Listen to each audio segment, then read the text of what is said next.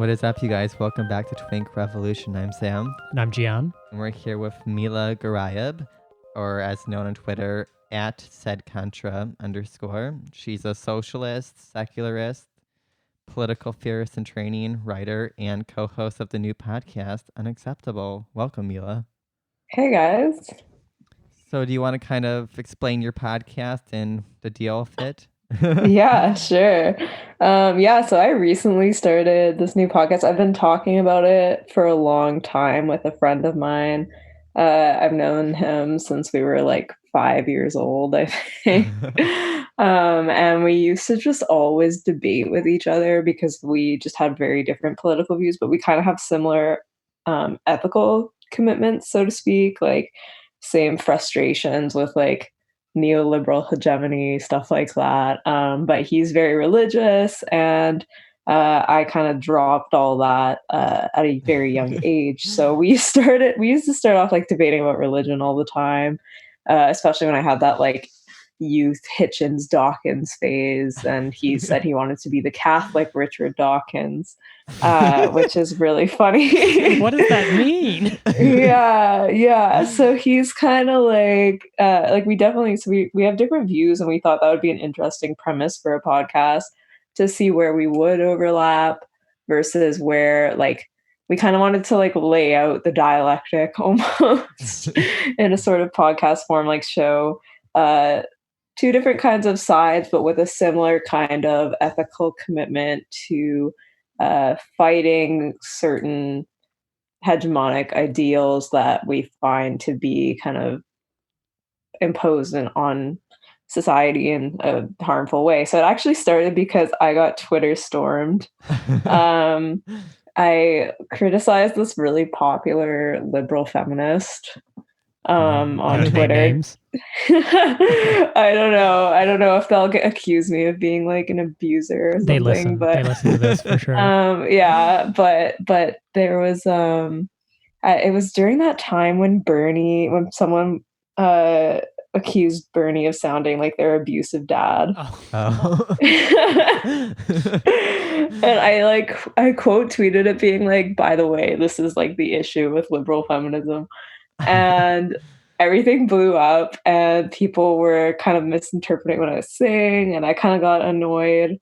And what really annoyed me is people were saying that me like quote tweeting them was sending people over to harass them when they had like thousands more followers than I did. So I was thinking like, you know what, maybe it's time to have my own sort of show and just talk about stuff without people bombarding me with like bad faith, where I can just talk. But so my friend and I had been talking about doing it for a while, and then finally we just decided to dive in. We talk about political stuff, but we also are both musicians, so we like to talk about some musical stuff as well. We've had a musician on the podcast. We've had a gay priest in training. We've had a furry come on. We've had all kinds of guests, and I think we're just kind of interested in hearing people's point of view and just chatting about it. So it's very open, very casual, and we just love the discourse.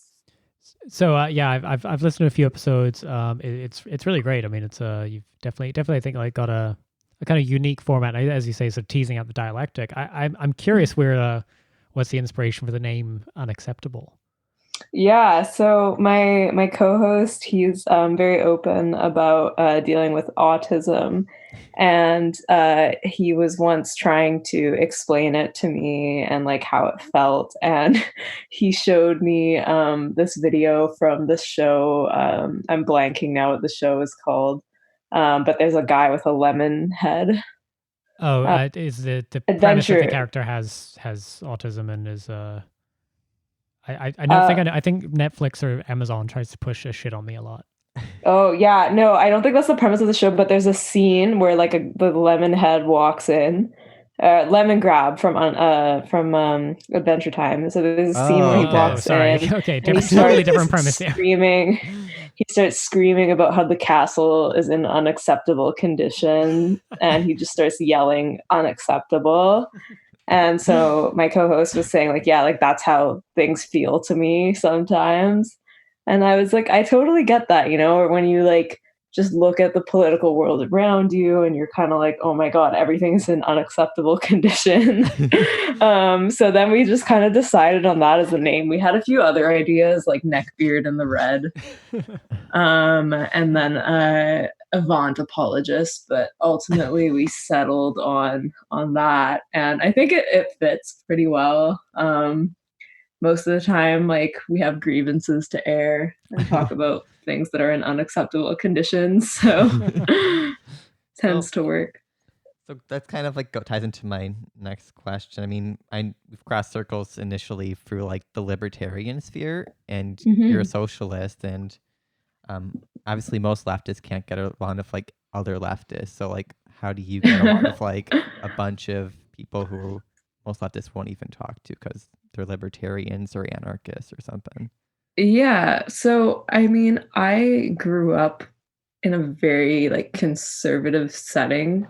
Not in like what a lot of Americans conceive of as conservative, because I wouldn't say it's like Republican, and it definitely wasn't WASPy. Like it was with like immigrant conservatives kind of environment. And I went to a Catholic school for like all of elementary school and high school. So I definitely was exposed to mostly right-wing ideology, I would say, and then liberalism and libertarianism. I think socialism didn't really come to me until I worked at a restaurant. And I kind of experienced, like I had to turn 18 and start working and be a student and stuff and really realize, what the world around me was like. So I grew up with that, but then I also, my first ever political opinion was being anti-war.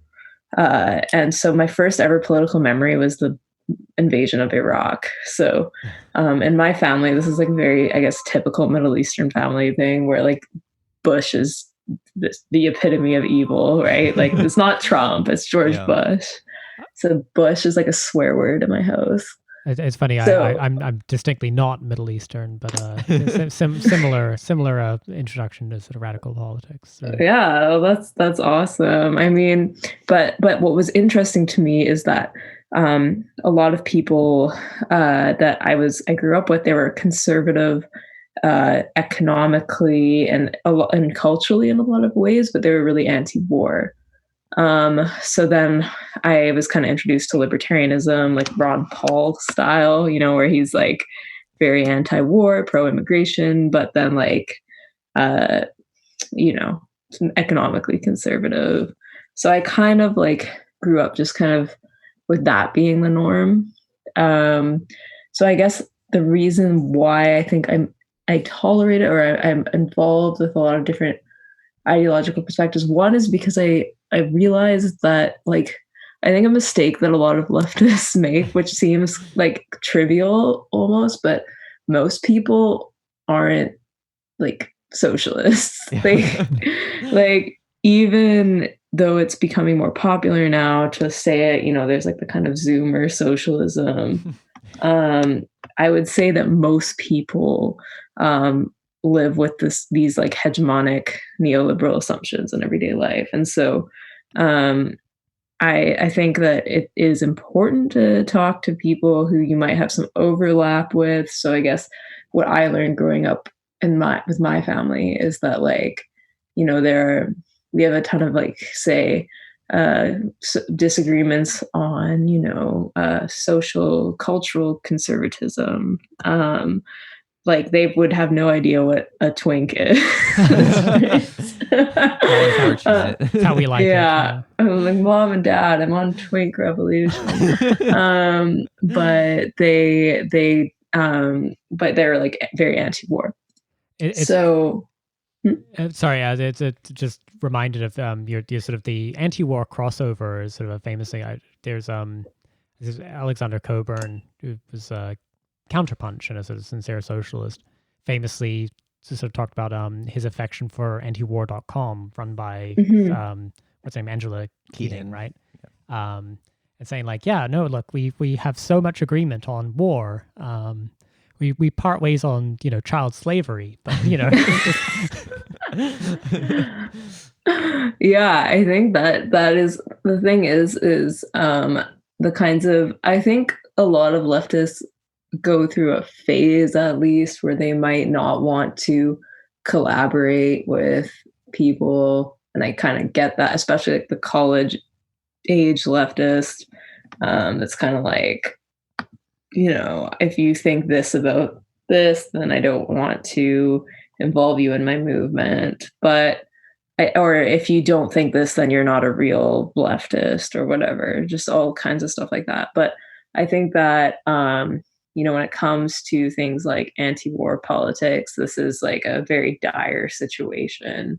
Like imperialism is a very, very serious sort of thing to me. And so I think that, if I find someone that might not agree with me on some economic fronts, but they're willing to, say, pressure our government to not engage in warfare, I think that's worth collaborating on. So, for instance, in Canada in 2003, we had massive protests against the Iraq War, and we actually made it our government not enter the Iraq War behind the US.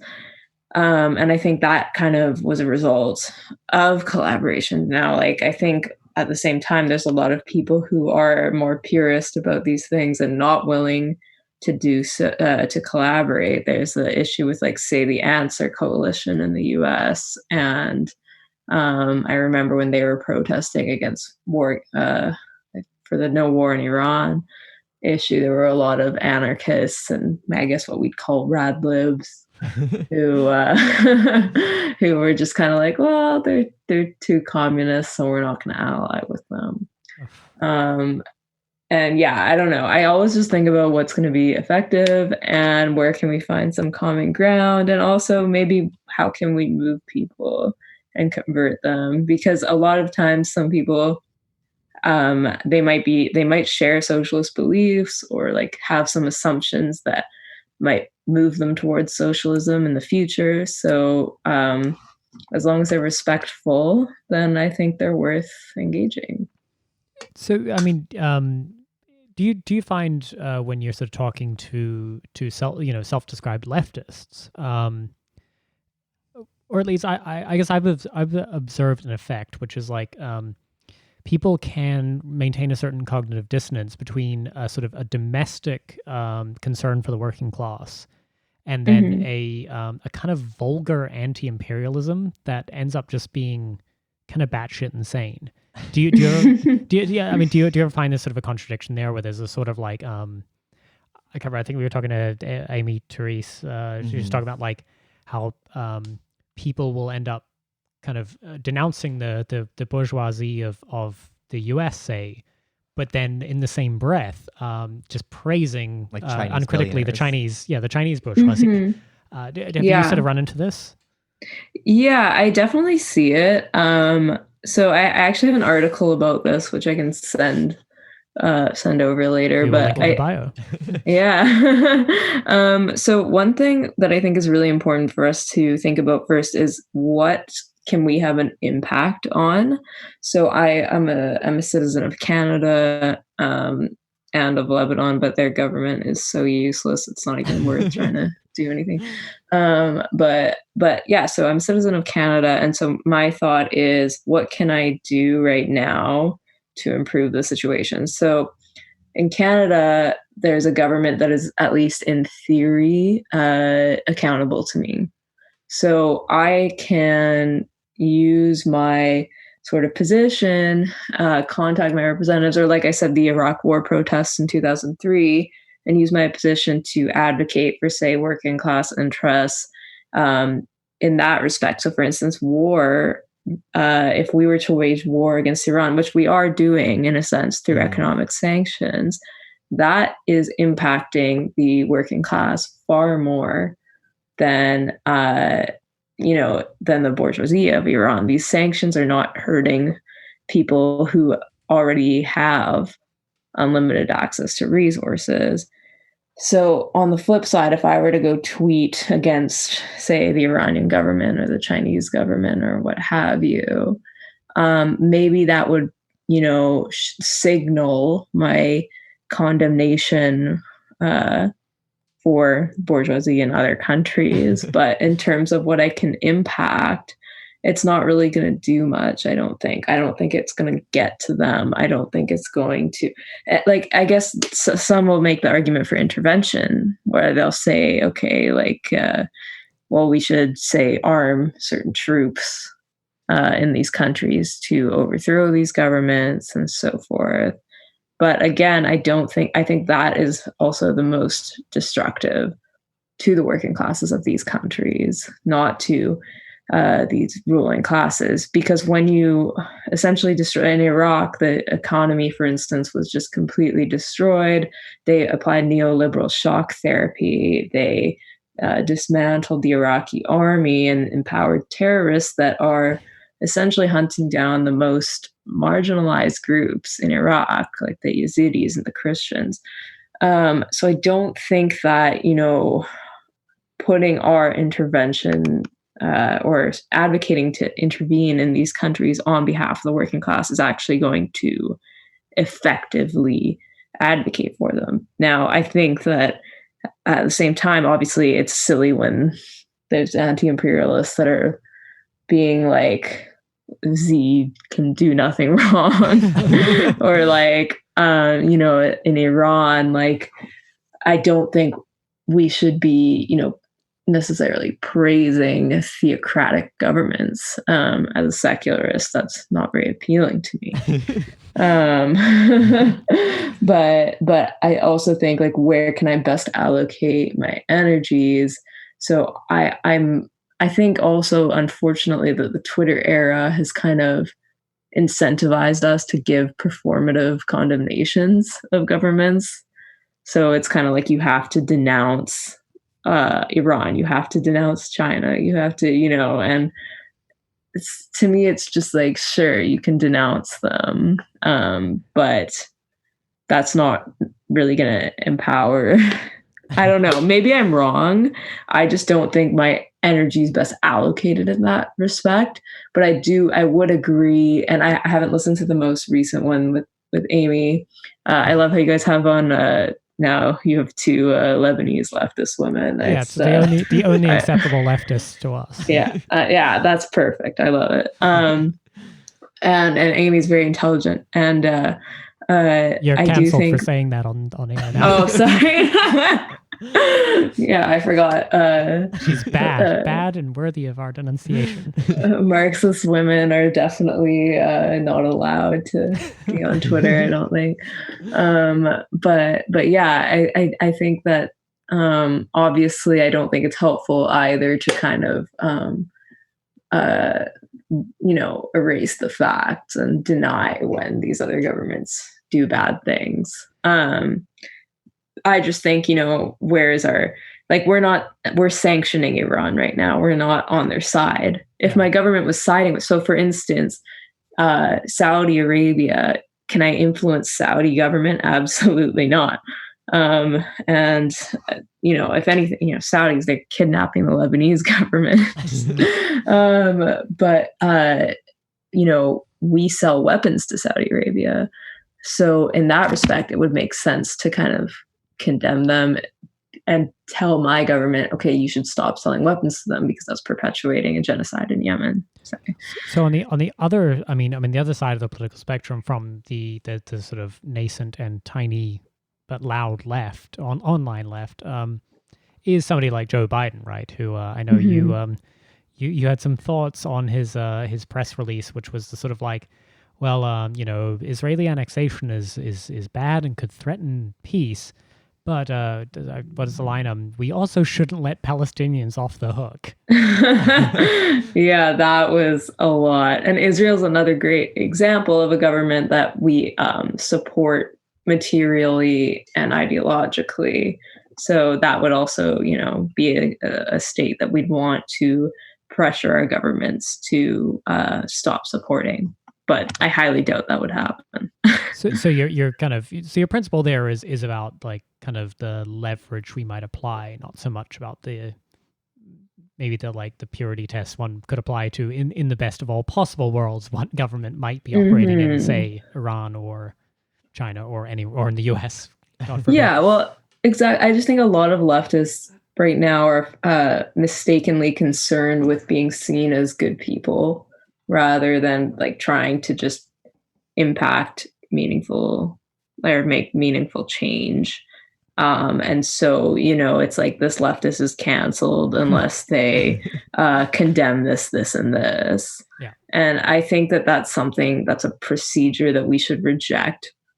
I don't think we should be like holding each other hostage about like what we should condemn and what we shouldn't condemn. I think that is a right-wing tactic that we've kind of adopted in this kind of moralist period of leftism that I don't find it particularly useful, particularly in anti-war politics. Yeah. So kind of going off of that, there's clearly a lot of topics that the left either shouts down or isn't willing to talk about in regards to the Middle East, which makes sense from a certain context. Like we don't actually have much influence, but in a certain regard, it's quite hostile to anyone who even talks about them. I mean, you're a secularist, and I know you've posted about like the Christian persecution and the Yazidi persecution. I think for a lot of left, Christian persecution is like dismissed as like, oh, they're Christian and they're the ones with all the power, just like in the West, and they kind of don't see the power relations. Can you like kind of enlighten us on like what the reality is? I mean, yeah. Yeah, definitely. Yeah. This is, I think, a major problem. And I mean, part of it is that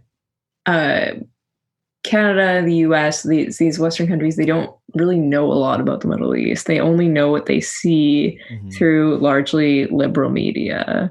And the media is going to selectively show you things, usually in order to further, say, hegemonic interests in the region and whatever. However, when we are exposed to the notion of Middle Eastern Christians, it's usually from the right.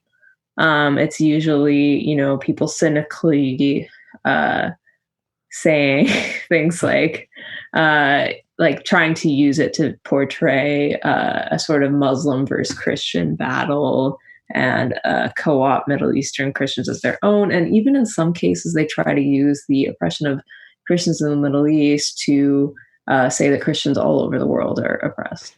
And that kind of brings me to my next point, is that we have this false notion that anti-racist discourse, say, or just leftist frameworks here map on to the Middle East when it really doesn't. Yeah. Like the power dynamics, like you said, they're completely different because there's Christians there are not a majority.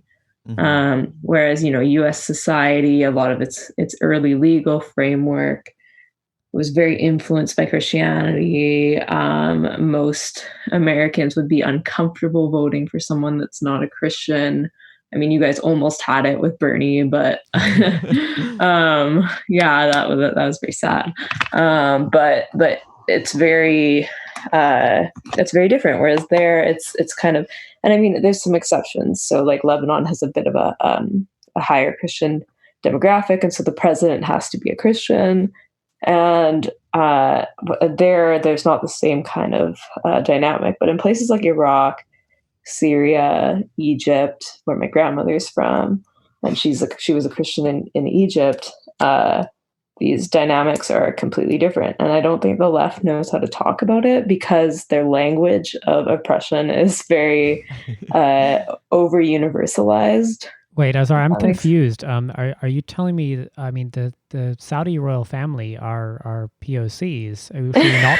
Should we not be centering their voices? I don't. I think it's very problematic what you're talking about here.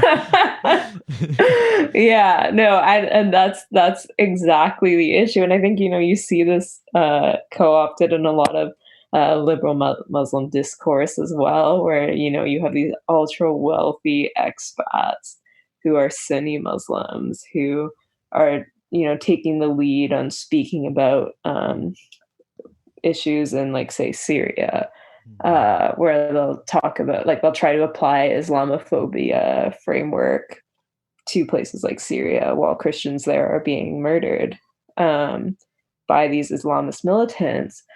And I've found that, when I've tried to criticize that publicly, there's always an accusation of Islamophobia, but you can't, the Islamophobia discourse just doesn't map on to these places. If anything, it could, if you're talking about, like things like Shia versus Sunni rifts, where Sunnis have been subjugating Shias. And on our podcast, we had someone who grew up as a Shia in a Sunni majority country, and was saying, how they are basically second-class citizens. So there's that, and that's also kind of a class issue as well, because Sunnis tend to hold more wealth than Shia citizens. But that's another topic entirely. Yeah. So yeah, I mean, I've said this before, but I think, we're very unequipped to talk about it. And again, like, there's some ways in which we just maybe can't.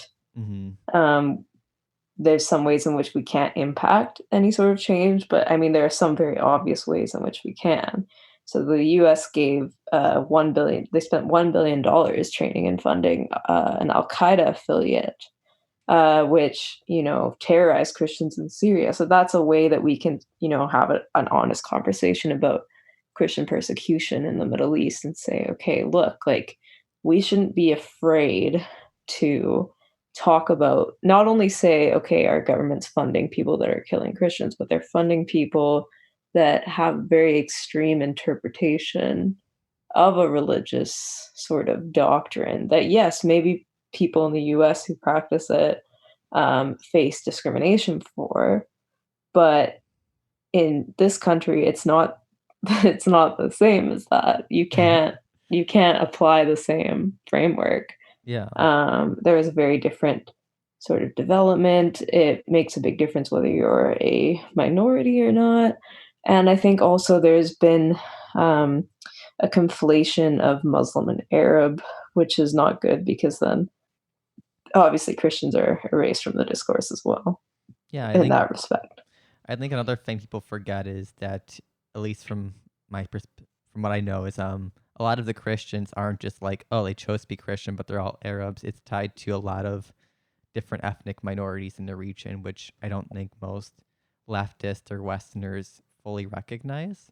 Yeah, we're not well versed in it here. And I've noticed a lot of especially in Levant, so like Syria and Lebanon, who may be against those Salafi jihadists in Syria, will often get accused of being like Assadist because they'll side with the government over the terrorists. And I think a lot of people don't see why one is better than the other. I mean, I know me and GM once talked about it and got called Assadist for saying that jihadists are worse than like Assad for gay people. And it's like everyone is an Assadist, I swear to God. It's like, to these people, I've actually, because Assad's father, when he was in power, they occupied Lebanon.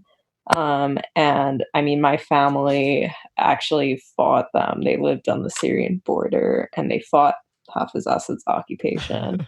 And they were like from this small working class town, and like, they were terrorized by this occupation. So obviously I'm not a fan, but I get called an Assadist all the time. And this one Twitter user that's really popular, of this guy that accuses everyone of being Assads, once said to me, or called me an Assadist for speaking against these Salafi jihadists. And I said, well, my family actually fought Hafiz Assad. Like, what did yours do? Is this like, Alexander Reed Ross? No, it was what's Bappin. Oh, yeah. Okay. Friend of the pod. No, he's not. That's one of the more insane accounts. I am curious because I feel like you made the point. I mean that a sort of like a Western, or particularly like, it's even just a very American kind of version of like sort of like sort of identity rhetoric around like well, there's a reduction of everyone in the Middle East to like, oh, they're the brown people, and therefore like the kind of erasure of actually the historical development and tensions there that have existed for a very long time. This is not like some new thing. Do you sort of see that like erasure of maybe some of the role of like the idea that another country or another region might have its own sort of indigenous politics that are separate from say American ones? Yeah, absolutely. And it's just it's wild because I mean, I kind of understand, especially post 9/11, why say progressive Americans might be fixated on things like Islamophobia. And a lot of people might think they're helping, for instance.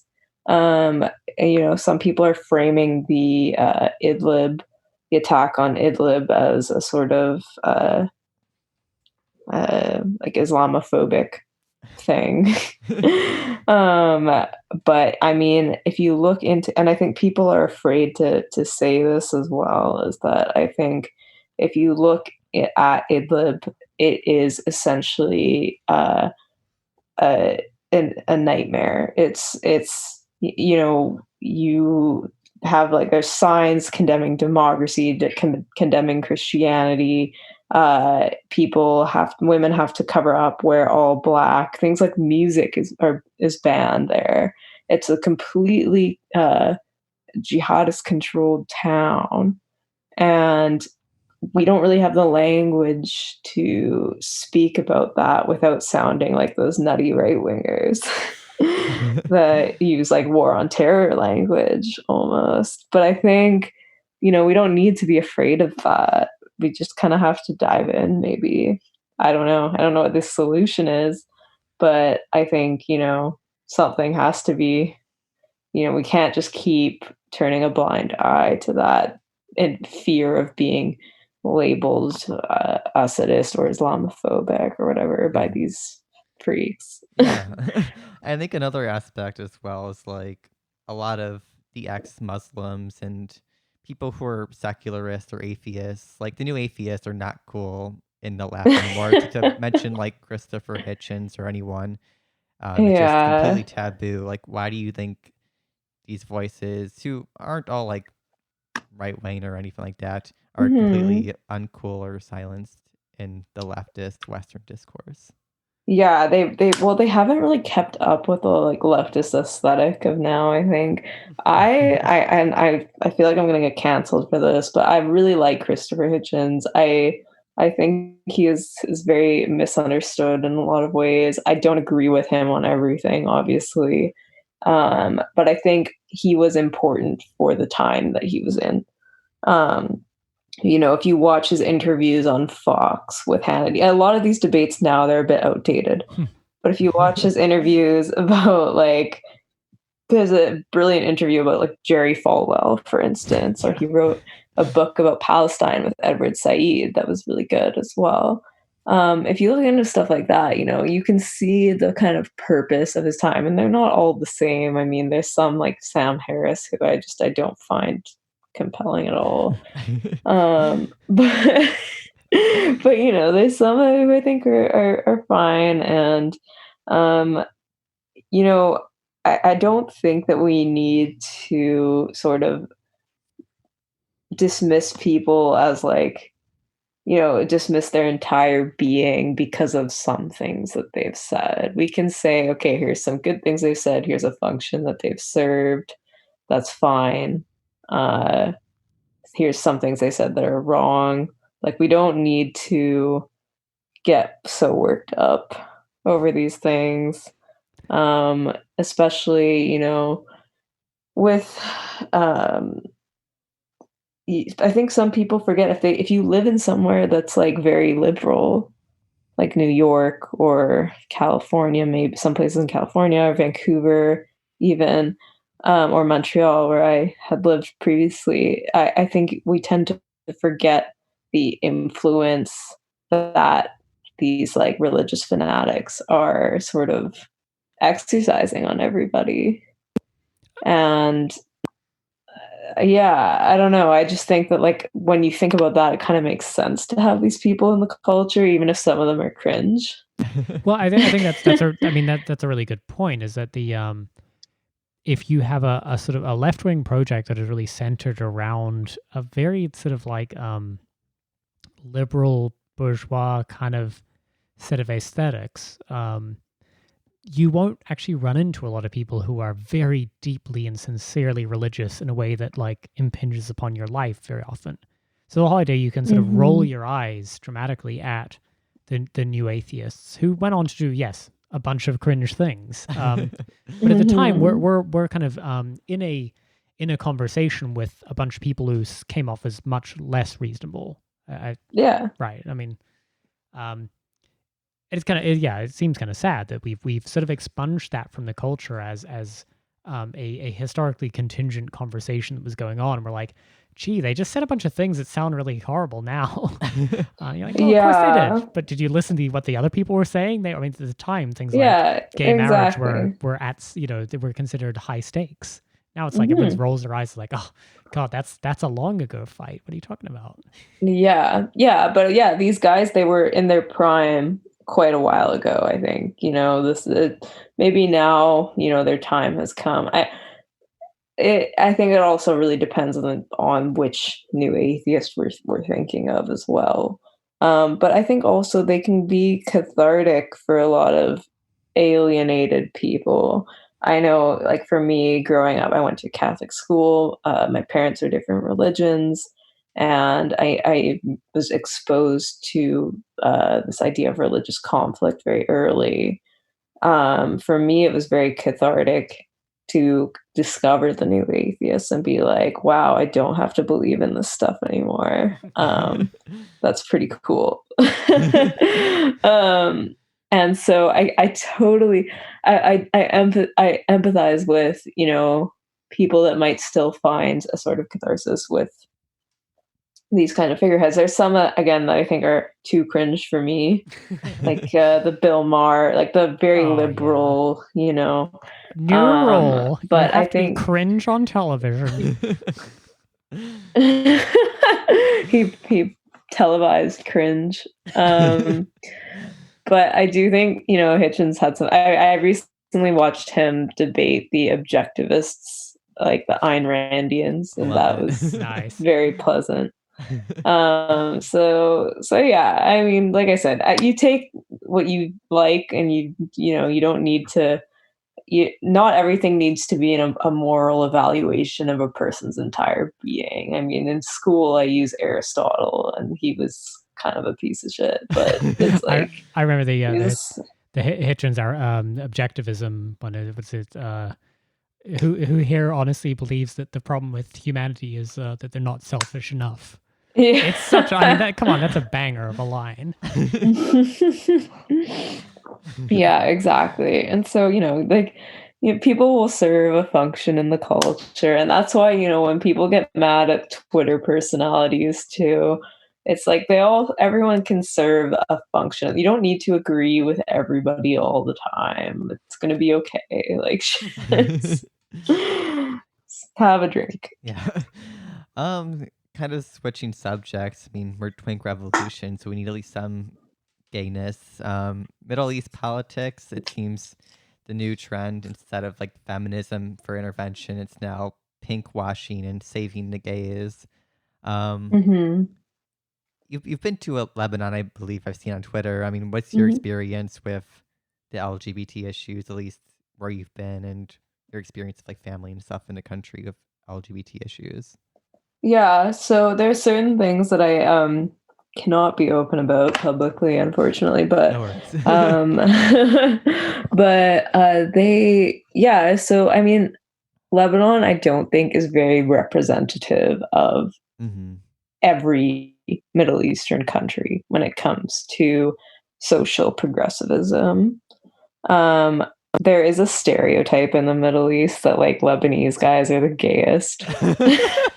Sorry, Joe. We have to hold on a second. We're just booking airline tickets. Oh, you guys would love it. It's honestly, there's a very good nightlife. and there is like a queer scene there for sure.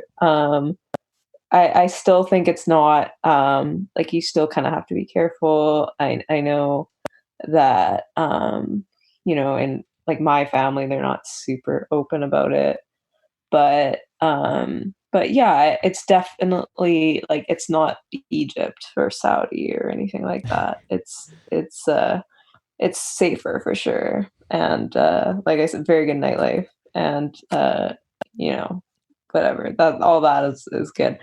But I do think there is a stereotype, because of these hyper conservative laws, which I think are also very religiously based. I don't know if you heard of the band Mashu Leila. They're like Don't they're think so. Is that the one that We're has like? twinks. We don't have culture. Is that the one that has like the lead singer who's like openly gay? yeah Yeah. Okay. Yeah. yeah, and he's Lebanese, and they were supposed to play a show in Lebanon, and it was actually a Christian group there that made their show get canceled.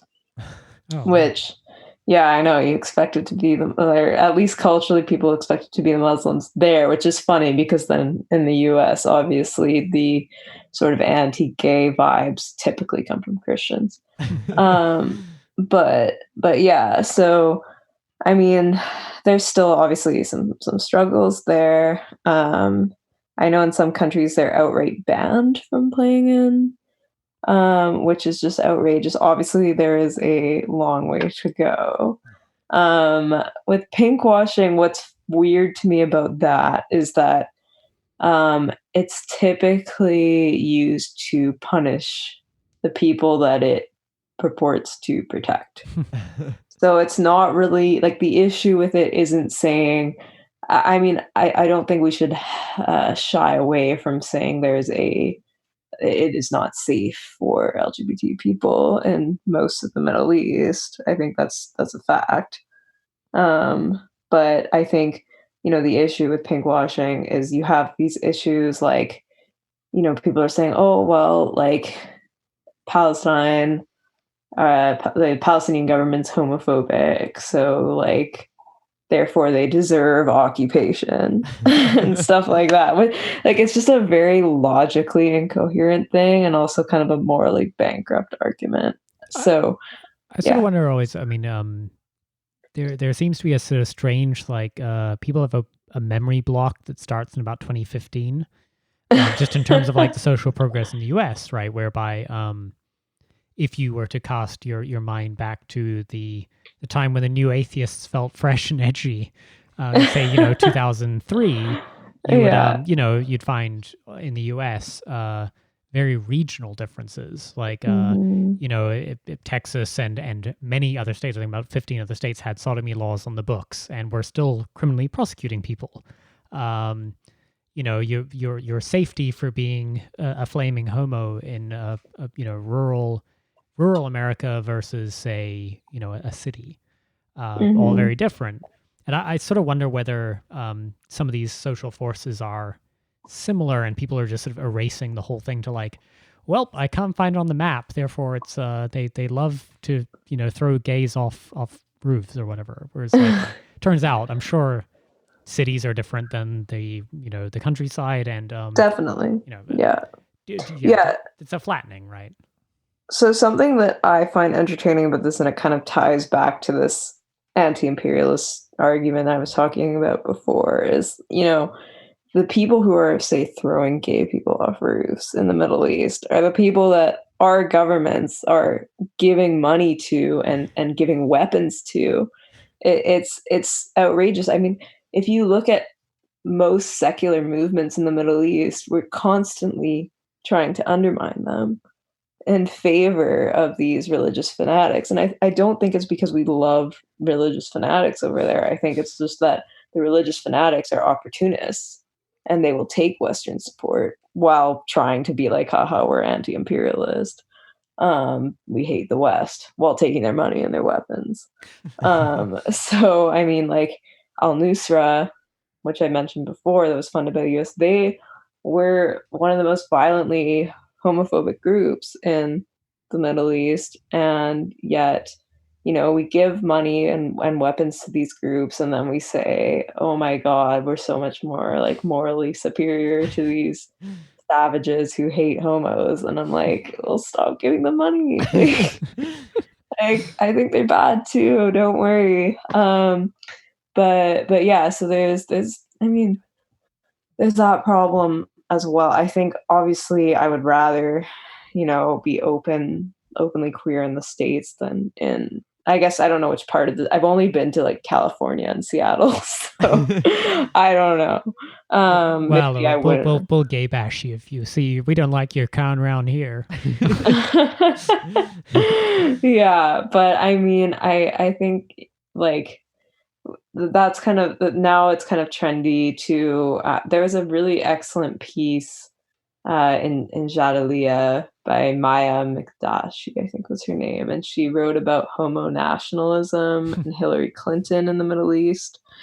So Hillary Clinton had this speech saying, gay rights are human rights, and like then she says, okay, well, people kind of universalize the gay experience and treat it as like gay people in the United States have the same experiences as, say, gay people in occupied Palestine, which is kind of outrageous, and it's similar to universalizing these Islamophobia talking points. But yeah, so I definitely think we do use the sort of feminist and pinkwashy framework. One of the bappers on Twitter once said that Iraq deserved the war because of their persecution of gay people. Yet the Saddam Hussein administration for many years had a very openly gay press secretary or something. I can't remember the story. I'm half remembering a story here.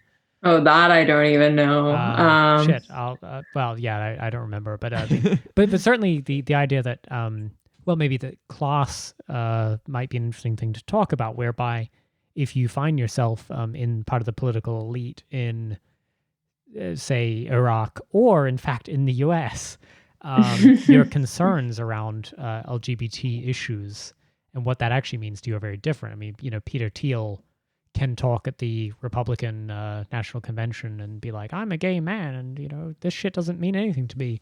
Whereas I guarantee you there's plenty of people living in a trailer park in rural Arkansas or whatever who are having a very shitty time despite everyone else deciding that we've moved on from the gay culture war.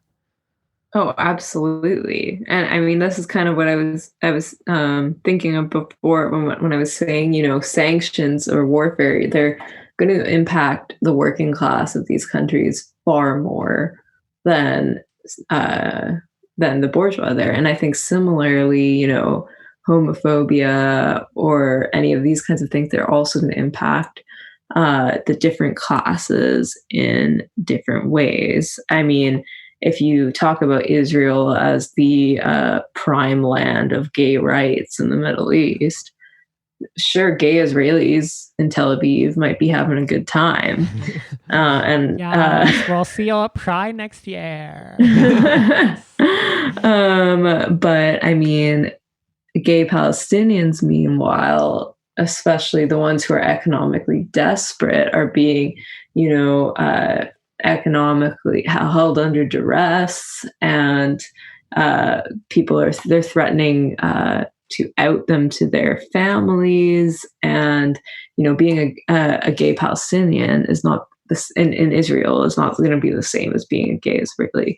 So and this is kind of what my response was to this person talking about Iraq deserving war for homophobia. As I was saying, do you think the bombs just don't impact you if you're gay? Like do you think presents the gay-proof bomb? Yeah, exactly. Like you're still going to be impacted, and I mean that's kind of the limits of this identity language, because either way, like the bombs are going to hit you the most, or the bombs are still going to hit you if you're gay, if you're straight.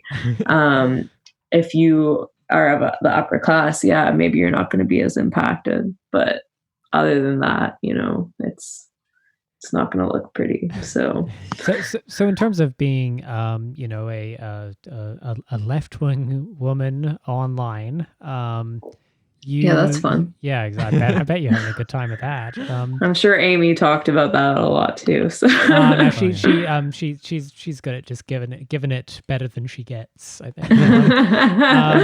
But I mean, I'm curious, like, one of the things I guess we've sort of observed in terms of like, if you find yourself in a left wing, and I use that sort of not even like Marxist discourse, I just mean sort of just a vague, broadly left milieu online, you can find your position, if you're at all sort of heterodox, you find your position reduced to something like workers want to say slurs, and that's all you care about. I'm wondering, like, for, you know, you're in Canada, you're a Canadian citizen. Do you sort of see that mirroring the online discourse and the offline discourse, or is this just a weird like American phenomenon? Yeah, the slur thing is weird. I don't really see that a lot here. I mean, I definitely think that, you know, I don't know actually. Like I this whole leftist want to say slur things, I think I've kind of stayed away from, just because God, I you don't not believe how many slurs we have to edit out of bizarre. Oh my god. I just don't really think about it. Like, I guess it's not a huge issue here. I think here in Vancouver, the most kind of like racism I see is anti-Chinese racism. And you know, I occasionally see the slur here and there, especially when the Hong Kong protests were going on. The left here was a little divided about that.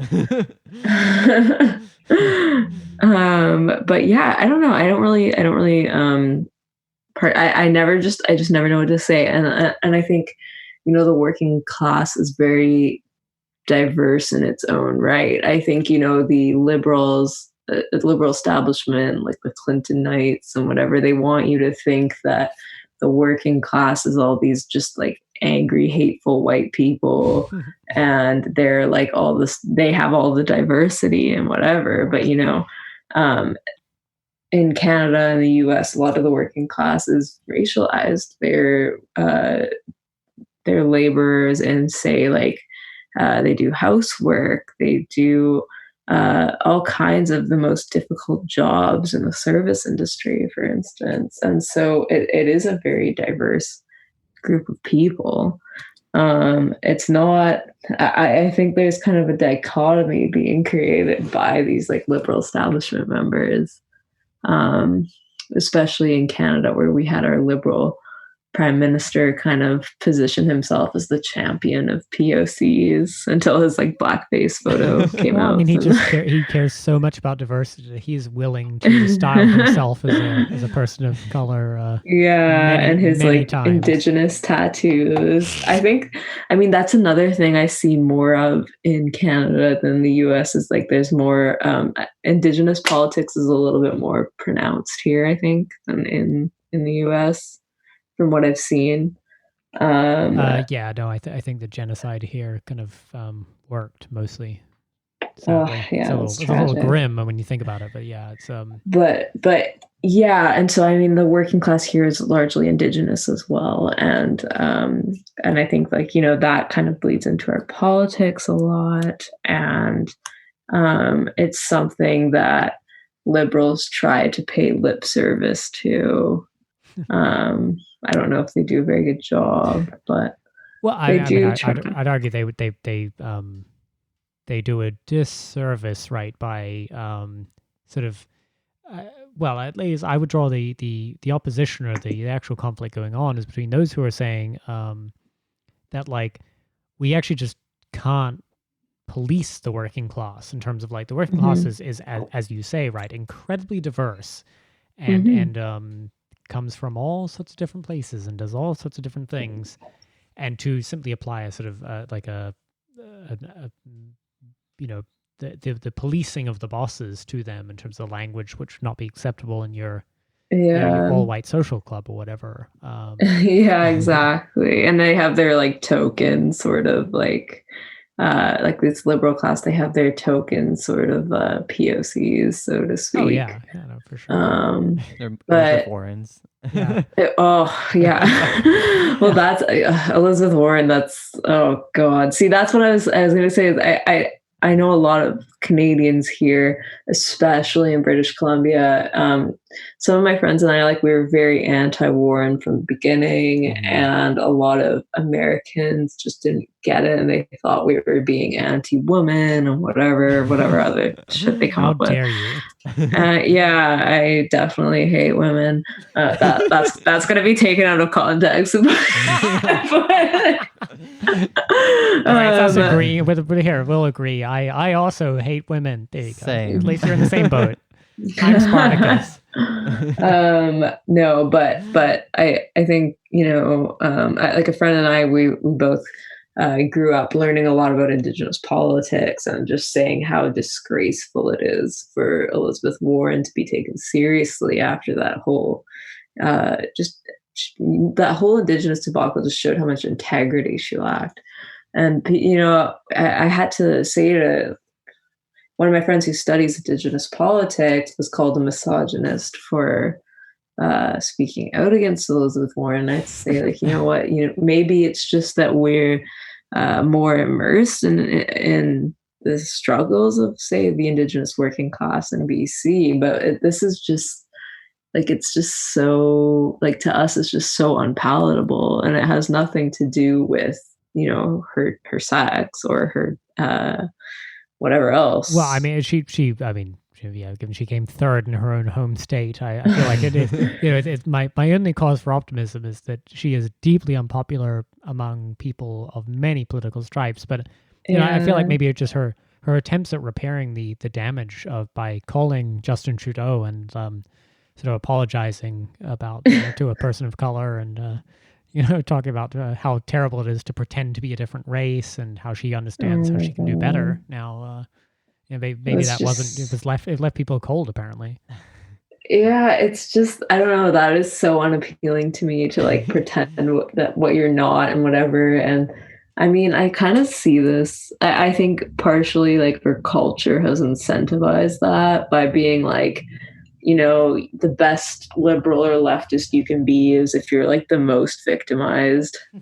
And so you just have people being like, trying to emphasize that kind of status. You see stuff about Elizabeth Warren being the most intersectional candidate, whatever that means. That was Bill Clinton. Thank you very much. Stop erasing his identity. Yeah, he bombed Iraq, so bombing the gay haters. Yeah, he's woke as shit.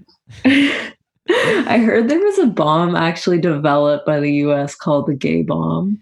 Yeah, no, I've heard this too. That's hilarious to me. Like, that just that didn't seem real, and I looked it up, and apparently it's real. But yeah, it was meant to be a gas or something. It'd be a sort of an aphrodisiac, aerosolized aphrodisiac that would turn the Arabs gay. Yeah, turn the soldiers into just flaming homos. Which that sounds fun. Yeah, no, our official position on that is that's cool. It's the only acceptable form of militarism. Yeah. They don't need to do it in Lebanon because everyone's already gay. Yeah, exactly. We'll cross the border in the Operation Just the Tip or whatever it is. They'll be deploying that weapon. Yeah, that'll be the real pink washing right there. But yeah, I think, anyway, speaking of pink washing, I think that's definitely, which is where we started on this. I remembered when the PA banned homosexuality, and there were a lot of people that were like almost joyful about it, and being like, you see BDS activists, like, like, why don't look what you're supporting? Yeah, and it's kind of like, or how come BDS activists don't speak against this, but they will speak against Israel or whatever? And it's kind of like, Okay, I don't think I've met any Palestinian that likes the PA, first of all.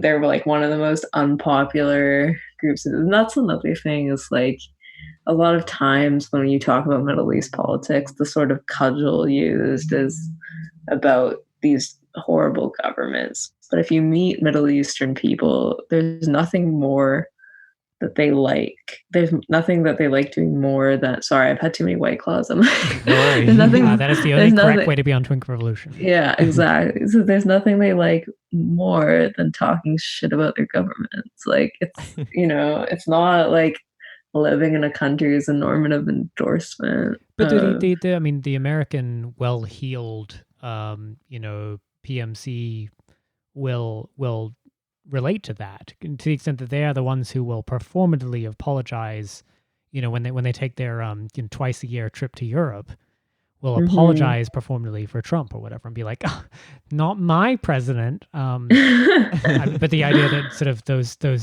damned brown people, how could they have a similar sort of relation of conflict with their government, say, or maybe be like, yes, that's the best option I have, but I don't like this person or I don't like these people. Yeah. And I mean, I think this narrative changes depending on which government it is.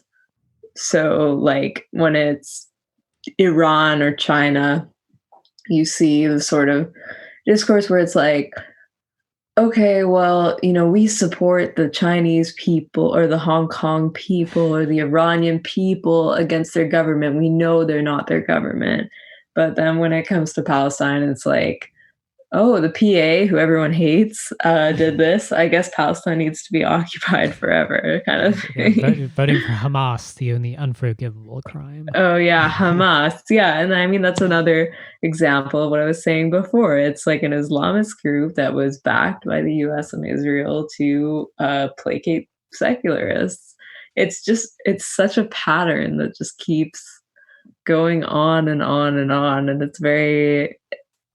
I don't know. I've always argued that these groups need each other, like Hamas and these imperial powers, or just Islamist groups and these imperial powers. These imperial powers, they kind of put forward this narrative of this clash of civilizations, and then the Islamists can radicalize people by saying like, yes, it's us versus them. They hate you, whatever. And essentially, you just have this perpetual state of war that both these Islamist groups and the Americans benefit from.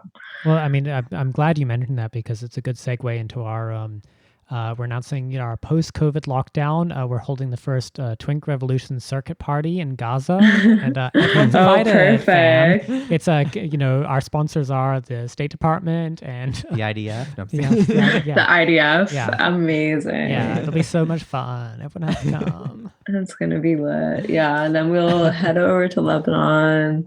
Hit up some queer clubs. It'll be a good time. Colonize queer clubs. We're doing it now. Thank you so much for coming on, Mila. This has been amazing. We're gonna upset pretty much everyone. It wouldn't be a podcast with me if not. It's the Lebanese Marxist women. Yeah. God damn it. Do you have any plugs you want to shout out? Please tell where do we find the Unacceptable podcast?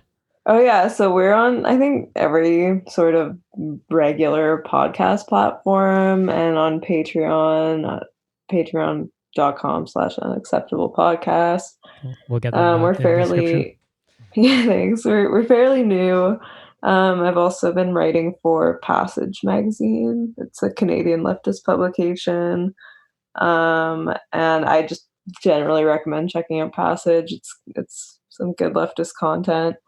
And yeah, I mean, I'm sure everyone will find me on Twitter yelling at everyone. So and we'll see you on our circuit party tour of the Middle East. Absolutely, absolutely. Our official host. Yeah, I'll take you on a gay Middle East tour. Perfect. Awesome. Thank you so much. No problem. Talk to you guys later.